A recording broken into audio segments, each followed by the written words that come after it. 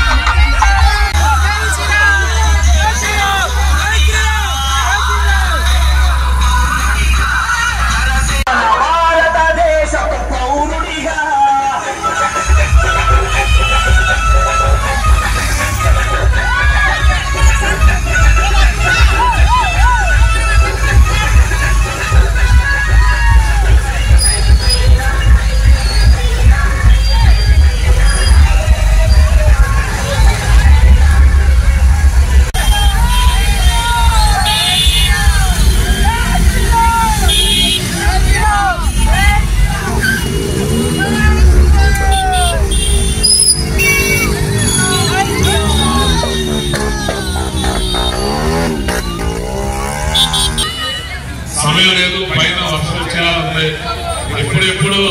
ఈ హనుమాన్ శోభయాత్ర ప్రారంభమవుతుందని ఎదురు చూస్తున్నటువంటి మీ అందరికీ కూడా హృదయపూర్వక నమస్కారాలు, ధన్యవాదాలు తెలియజేస్తూ, మరి ముఖ్యంగా పెద్దవారి కాదు యువత కూడా 2 సంవత్సరాలు పూర్తయింది, 3వ సంవత్సరం హనుమాన్ శోభయాత్ర పూర్తి దిగ్విజయంగా నిర్వహిస్తున్నటువంటి ఎవరైతే పెద్దలు ఉన్నారో